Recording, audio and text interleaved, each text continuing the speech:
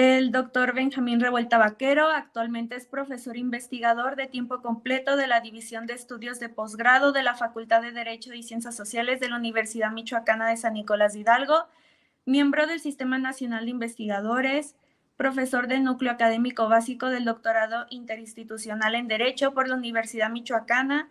Su línea de investigación es Derecho Ambiental y Acciones Colectivas, miembro del Núcleo Académico Básico del Doctorado en Ciencias Jurídicas por la Universidad Michoacana, miembro del Núcleo Académico Básico de las Maestrías en Derecho con Opciones y Derecho de la Información por la Universidad Michoacana, líder del Cuerpo Académico Transformaciones Jurídicas y Sociales en el Siglo XXI de la Facultad de Derecho y Ciencias Sociales. Entre sus publicaciones más recientes destacan Constitución, Derechos Humanos y Medio Ambiente, la responsabilidad socioambiental de las universidades, una misión México-Perú, Horizonte de la Ciencia y la Pentadimensión. Adelante, doctor, lo escuchamos. Muchas gracias, Jessica. Pues saludarte a Paola, que hacen posible la operación de este evento. Saludar a mis colegas del panel el día de hoy, al doctor Santillán y a la doctora Celia América. Y bueno, a todos ustedes, me da mucho gusto. Cuando planteamos el tema de derecho ambiental ayer, hoy y mañana, pues representaba un desafío poder presentar en unos cuantos minutos una visión de conjunto.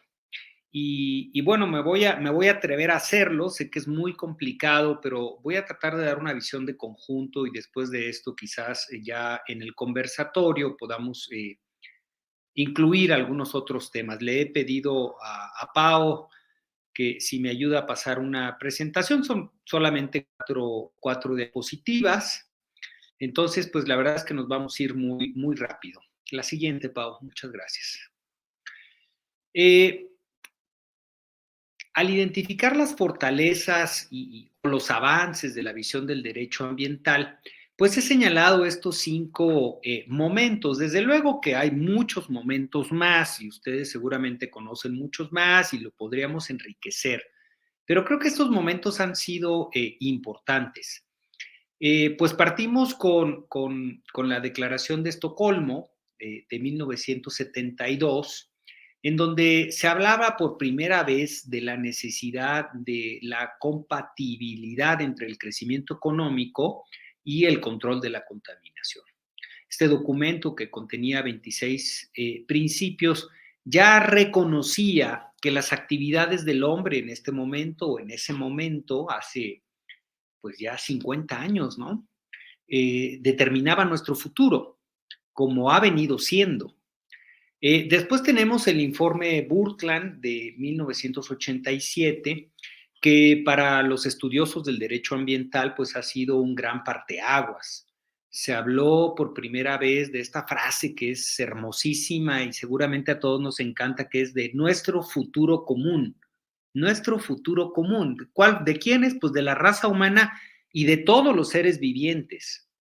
Y se hablaba del desarrollo sostenible.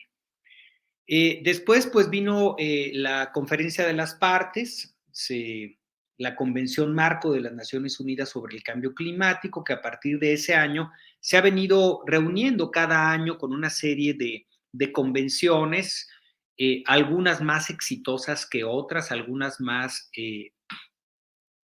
con una perspectiva, digamos, más ambiciosa que otras. Entre ellas, pues está la COP3, en donde se suscribe el protocolo de Kioto, y la COP21, el Acuerdo de París, en el 2015. Y como lo decía ya la doctora Celia América, hemos venido teniendo una evolución muy importante del derecho humano a un medio ambiente sano. De los últimos años, como ella decía, pues tenemos la opinión consultiva 23-2017, luego el caso del ACA Honhat en el 2020, el reconocimiento del Consejo de Derechos Humanos del 2021 y finalmente la Asamblea General reconoce el derecho humano a un medio ambiente sano en el 2022. A todo ello hay que sumar, pues como les decía, muchísimos otros eventos, pero hay que sumar la cobertura mediática que se está dando en todo el mundo con los fenómenos naturales que están ocurriendo, con los desastres, que eso ayuda a crear conciencia. Hay que sumar la producción académica y científica en las universidades, en todas las universidades, en todo el mundo prácticamente se están haciendo una serie de planteamientos, aquellos que empezaron como Lovelock con la Gaia o la Pachamama o los planteamientos jurídicos de Zaffaroni, pues ya tienen toda una conciencia crítica y una producción que viene siendo muy importante también. A ello también hay que sumarle el desarrollo de las organizaciones ambientales. En todo el mundo cada día son más organizaciones ambientales, hay mayor conciencia, hay que sumarle la educación ambiental, los niños en las escuelas, las nuevas generaciones, parece que traen un chip recargado para cuidar el medio ambiente. En algunos lugares más que en otros ya se empiezan a cuidar los recursos naturales, están muy preocupados de reforestar, de cuidar el agua, de separar la basura, de cuidar la luz. Entonces, esta educación ambiental también ayuda en toda esta conciencia y reforzamiento del derecho humano, del derecho ambiental. Hay que sumarle también el liderazgo de personajes, por ejemplo, el vicepresidente Al Gore, que ha venido haciendo muchísimas capacitaciones y muchísimas acciones en todo el mundo prácticamente. Es una voz muy reconocida, con muchísima información muy valiosa de fuentes muy confiables. Y también, ¿por qué no decirlo? El Santo Padre, el Papa, que sacó una carta que se llamó la Carta Encíclica Laudato Si en el 2015, una carta muy importante, y ahora hace unas semanas sacó otra nueva carta encíclica que se llama Laudate Deum en el 2023 sobre la crisis climática, ¿no? Entonces, todos estos elementos nos marcan un panorama entre ayer y hoy que viene teniendo una serie de puntos importantes. La siguiente, Pau. Sin embargo, me pone la siguiente, Pau. Sin embargo, no todo es miel sobre hojuelas. Tenemos debilidades y tenemos retos. Por ejemplo, una de las debilidades es que tenemos un cumplimiento muy bajo de los acuerdos de la COP. No tenemos un orden supranacional que obligue a los países a cumplir todos los compromisos que hacen, ¿no? De hecho, muchos de los compromisos son más declarativos. Tengo ahí en mi página web, por si alguien quiere checar un par de artículos al respecto, con detalle de qué es lo que no están cumpliendo los países poderosos, pero digamos que tenemos un bajo compromiso de los países poderosos que muchas veces son quienes más contaminan. Por ejemplo, Estados Unidos no ratificó el protocolo de Kioto, tampoco lo hizo Australia. Canadá lo abandonó en el 2011 y luego Japón y Rusia también se unieron a Canadá en el abandono del protocolo de Kioto de 2012. Entonces, estos países poderosos que tienen muchísimos intereses vinculados a la quema de combustibles fósiles, pues no acaban de entrar en los retos, en los desafíos, en las acciones que se tienen que hacer por controlar el cambio climático, controlar la contaminación y la destrucción de la capa de ozono. Hay un escaso financiamiento internacional. Esto ha estado sobre la mesa durante muchos años y los países ricos no le han entrado en la forma que quisiéramos, ¿no? Los países menos desarrollados, porque esto pues cuesta dinero, hay que tomar acciones, hay que instaurar políticas públicas que requieren dinero para cumplir los objetivos trazados en materia de cambio climático y de protección de la naturaleza, ¿no?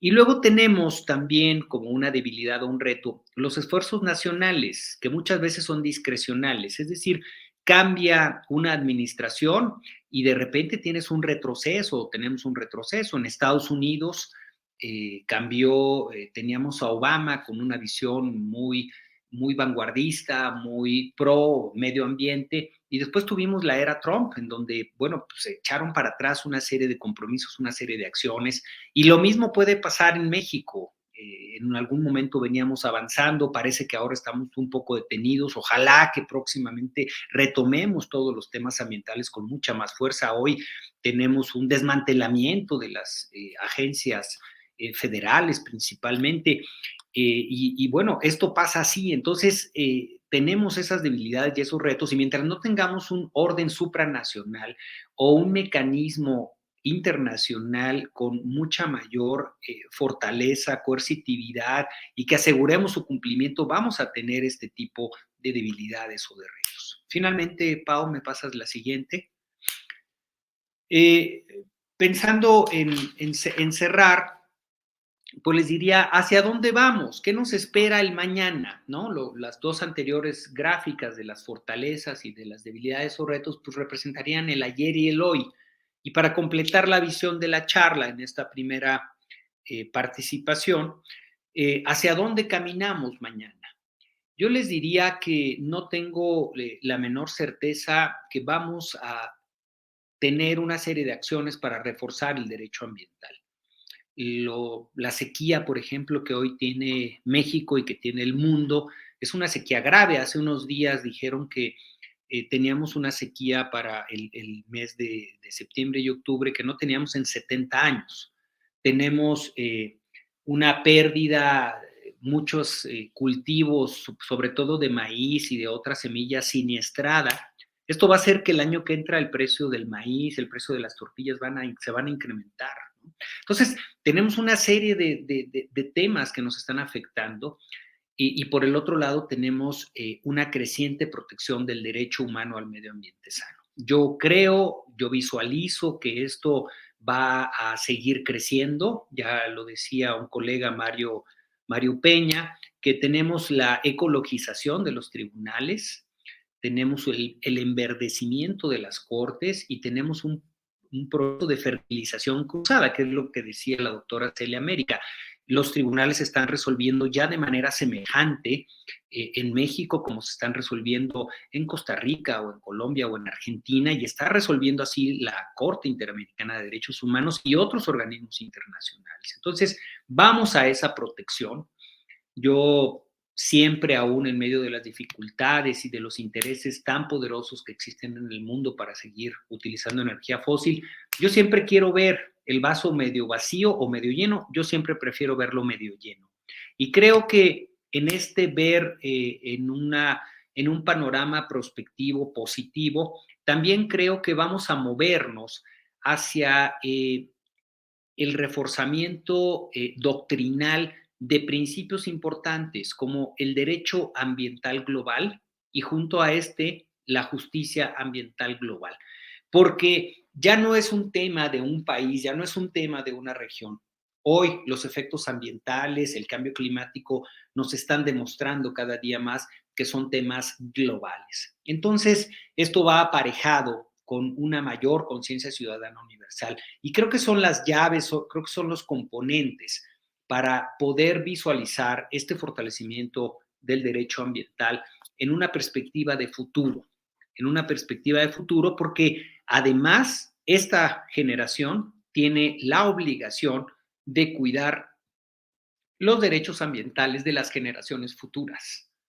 Este mundo también les pertenece a ellos y a ellas y no podemos acabárnoslo.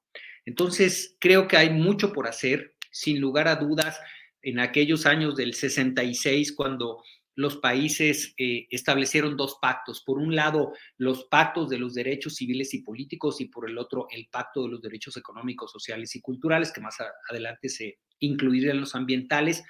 Pensaban que eran como derechos humanos de dos niveles, uno importante y el otro menos importante.